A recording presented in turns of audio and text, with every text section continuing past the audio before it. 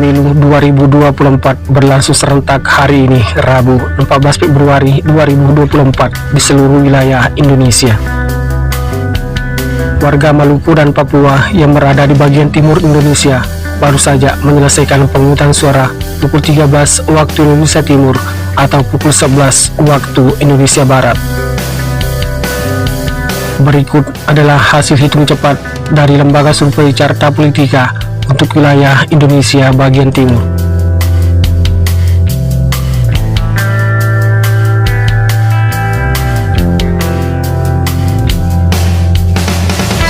Untuk Provinsi Maluku dengan 1.341.12 pemilih, pasangan Anies Muhaimin memperoleh 21,9% suara, Prabowo Gibran 50% suara, Ganjar Mahfud 28,1% suara. Untuk Provinsi Maluku Utara dengan 953.978 pemilih, pasangan Anies Muhaimin memperoleh 23,8% suara, Prabowo Gibran 49,1% suara, Ganjar Mahfud 27,1% suara.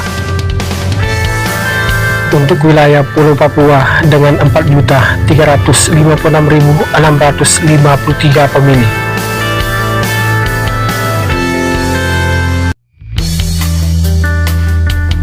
pasangan Anies Muhaimin memperoleh 22,1% suara, Prabowo Gibran 50,1% suara, Ganjar Mahfud 27,8%. Baik, kita akan mulai diskusinya sembari kita terus memantau seperti apa data quick count yang sudah masuk begitu ya.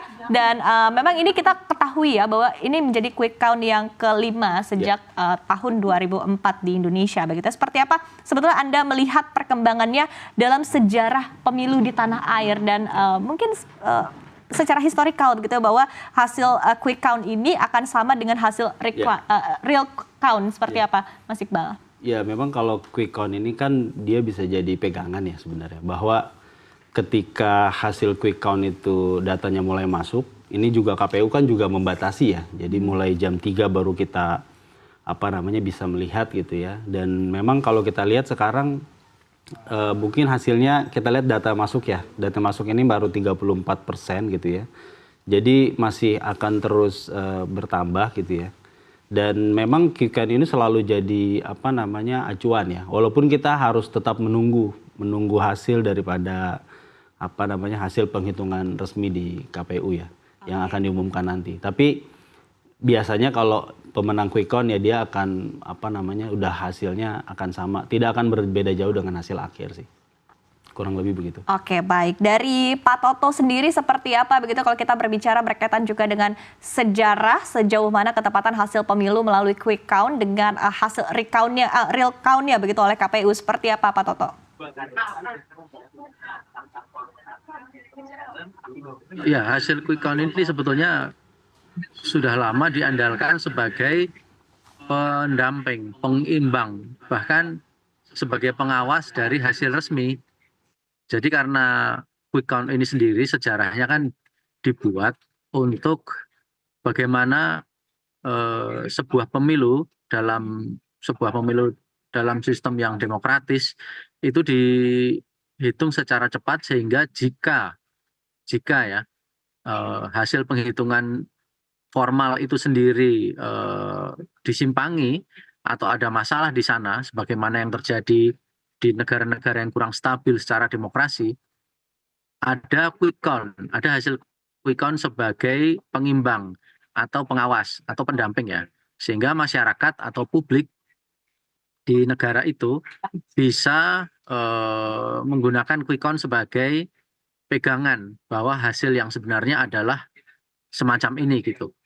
Meskipun kita selalu menyatakan kita menunggu hasil KPU ya, tetapi ini dalam konteks di mana negara itu tidak stabil, sebagai awal mula diselenggaranya quick count, itu memang quick count itu sebagai pengawas, sebagai pendamping, sebagai bahkan sebagai tolak ukur ya, sejauh mana sebetulnya pelaksanaan pemilu itu sudah dilakukan dengan baik. Karena misalnya kita tahu di negara-negara yang tidak stabil, di negara-negara di waktu itu di Amerika Latin ya, di mana banyak kudeta, banyak banyak persaingan politik yang tidak sehat, itu hasil dari sebuah pemilu seringkali bukan hasil yang sebenarnya. Sehingga diperlukan sebuah lembaga, sebuah cara di mana hasil sebenarnya itu bisa didapat tetapi dengan cara yang cepat. Nah, quick count itu dipakai dengan cara menghitung sebetulnya sebuah dasarnya adalah sebuah survei juga, tetapi bedanya yang disurvei ini adalah TPS. Jadi dia bukan survei opini tetapi survei fakta. Jadi dari TPS itu disurvei, kemudian hasilnya digabungkan secara statistik sehingga lalu didapatkan hasil. Jadi misalnya sekarang ini kita ada 2000 sampel ya, rata-rata lembaga survei ini 2000 sampel. Nah, di masing-masing titik 2000 itu bukan satu atau dua atau tiga responden yang diambil, tetapi sebetulnya responden yang diambil adalah responden yang ada di TPS. Sehingga misalnya TPS itu 300 kalau kita kalikan 2000 itu sudah 600.000 responden gitu. Meskipun di dalam survei di dalam quick count kali ini misalnya di tempat kami, dalam hal ini di Litbang Kompas, itu kami sudah hitung tidak full 600.000 responden, hanya 502.000 responden. Tapi 502.000 itu ketika kita lakukan dengan metodologi yang tepat, itu bisa mewakili pilihan dari suara sah dari 204 juta pemilih, 204.800.000 sekian jumlah pemilih di pemilu kali ini. Oke, baik Pak Toto. Saya akan kembali ke Mas Iqbal ya, sembari kita melihat begitu data yang sudah masuk saat ini dari beberapa lembaga yang sudah bergabung begitu bersama CNBC Indonesia, bekerja sama dengan CNBC Indonesia untuk menghitung quick count hasil dari pemilu hari ini ataupun juga pilpres hari ini. Kita sudah lihat data yang sudah masuk 37,7% dari Litbang Kompas. Kemudian kita sudah lihat angkanya untuk masing-masing pasangan calon begitu ya. Nomor urut 1 21,77, nomor urut 2 60,20 dan tadi nomor urut 3 juga kita sudah melihat begitu. Tapi mungkin tanggapan Anda Mas Iqbal dari data yang sudah masuk dari quick count dengan data dari survei-survei sebelumnya begitu ya.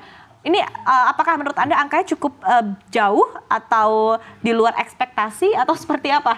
Ya, memang kalau dari beberapa survei terakhir memang pasangan 02 itu unggul ya. Jadi memang kami di redaksi juga rutin gitu ya memberitakan bahwa hasil survei terbaru itu kisarannya memang di 50 sampai 55%. Tapi kan beberapa itu kan adalah margin of error ya. Jadi ketika margin of error misalkan di rentang 2,8 sampai 3%, itu kan artinya masih ada potensi dia lebih atau turun ya.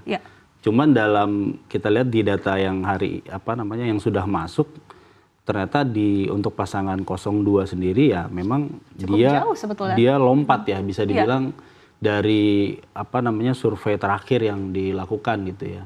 Terakhir itu masih di bawah 55. Betul.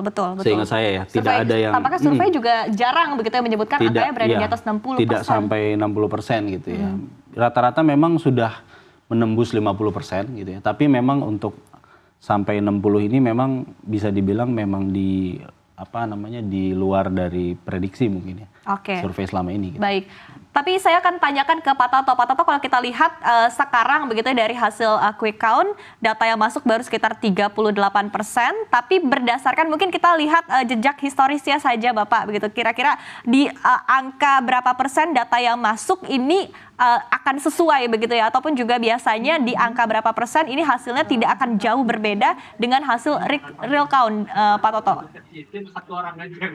Ya, sebetulnya di angka start tadi, angka 25% pun juga biasanya sudah tidak terlalu banyak berubah. Biasanya kalau ada grafik trennya itu kelihatan, Pak. Jadi dari angka 25% itu nanti akan terus gitu, asal data yang masuk itu merata ya, gitu. Tapi memang kalau mau angka dalam arti angka yang stabil itu nanti nunggu 70% ke atas, itu pasti stabil. Tidak banyak berubah lagi. Tampaknya tidak lama ya Pak kalau 60 hingga 70%. Ya, itu sudah stabil. Tapi untuk komposisi saya rasa di atas angka 25% itu sudah relatif stabil, Mbak. Karena ini tidak ada angka yang dekat, kecuali kalau misalnya 01 dan 03 ini dekat, nah, itu masih bisa berbalik. di atas 25%. Tapi kalau angkanya selisihnya cukup jauh semacam ini 3%, 4%, saya rasa tidak terlalu akan banyak berubah. Oke, baik begitu ya. Tapi ini angkanya juga memang sebetulnya cukup jauh begitu ya antara paslon nomor urut 1, nomor urut 2 dan juga nomor urut 3. Angkanya juga gapnya cukup besar ya. Benar. Sehingga ini juga tentu kita akan melihat lagi, kita akan tunggu tidak ingin cepat mengambil keputusan begitu kira-kira siapa yang akan menang, tapi kita akan terus menanti hasilnya, apalagi tadi disampaikan oleh Pak Toto, mungkin kita baiknya menunggu sekitar 60 hingga 70% terlebih dahulu ya Mas Iqbal.